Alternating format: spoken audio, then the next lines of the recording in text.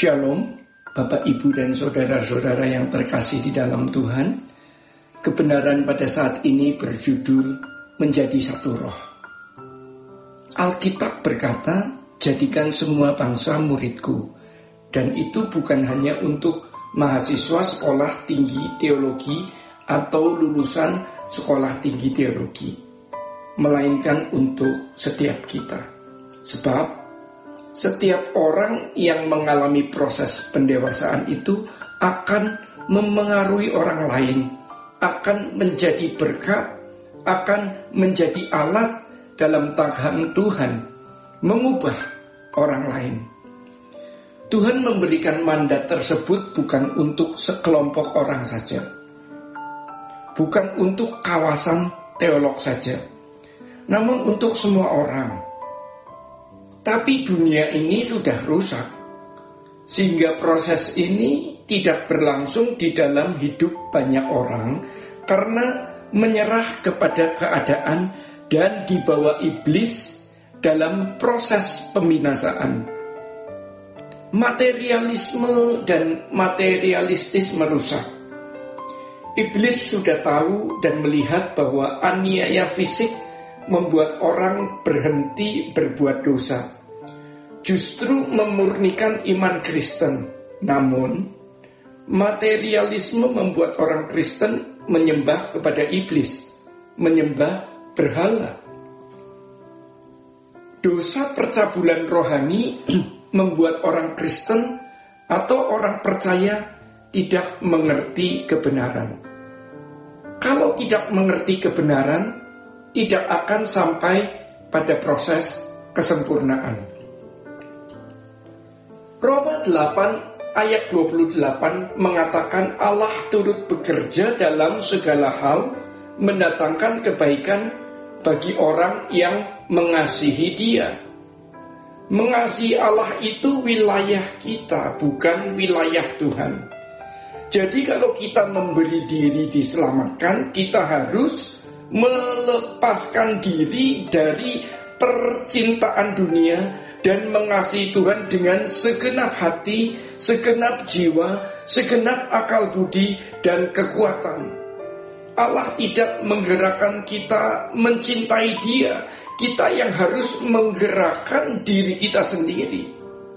Dalam hal ini, kita tidak bisa menyerah kepada keadaan. Ini pilihan. Kita memilih mengasihi Tuhan, dan itulah yang kita pilih.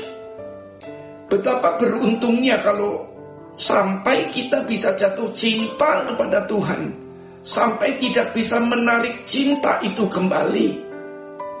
Cinta itu bisa kita kembangkan, seperti orang tua zaman dulu yang menikah tanpa proses pacaran.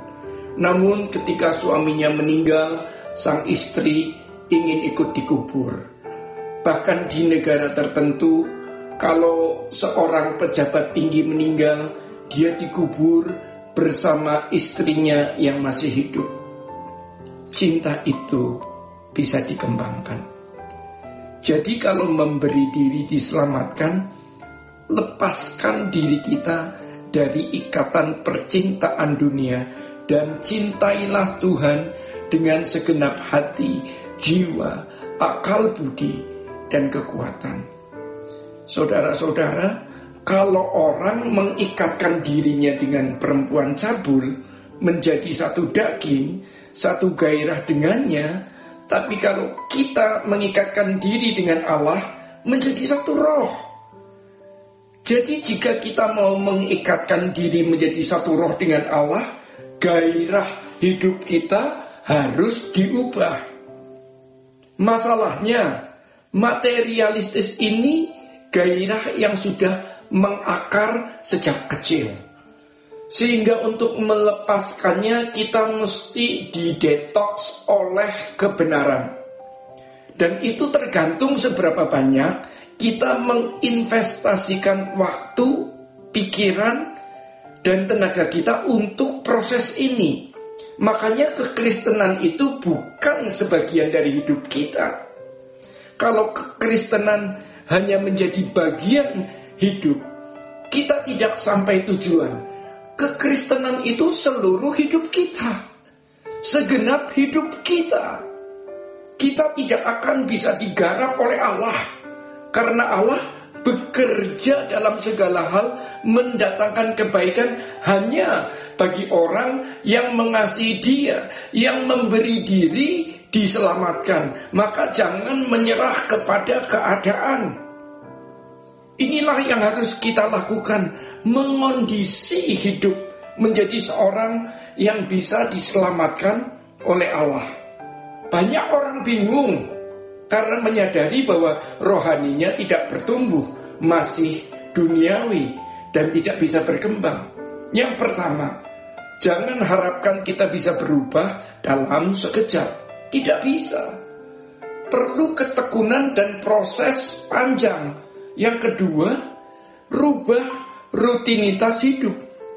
Misalnya biasa bangun pukul 7 pagi, sekarang diubah menjadi pukul 5 pagi agar bisa ikut doa. Yang biasanya tidak pernah puasa, ikutlah puasa. Siapa yang merubah? Diri kita sendiri. Beri dirimu diselamatkan. Dan ini harus kita lakukan dengan segenap hati. Dan kalau kita bisa melakukannya dengan segenap hati, kita akan mengalami proses itu. Orang yang bisa main piano sampai tangannya seperti punya mata, itu karena dia terbiasa dan sudah berlatih sejak kecil. Kalau sampai kita bisa jatuh cinta kepada Allah, betapa indahnya. Kita pasti diproses. Jadi jangan heran jika kita melihat atau mengalami bahwa orang yang mencintai Tuhan kadang-kadang hidupnya lebih susah. Kenapa? Karena ia diajar Tuhan terus supaya terhindar dari neraka. Tidak ada jalan lain. Cara penyelamatan itu harus lewat proses, tetapi hanya bagi mereka yang mencintainya. Kalau tidak mencintai Tuhan, tidak bisa. Demikian Bapak, Ibu, dan saudara-saudara, kebenaran pada saat ini. Tuhan Yesus memberkati. Sola Gracia.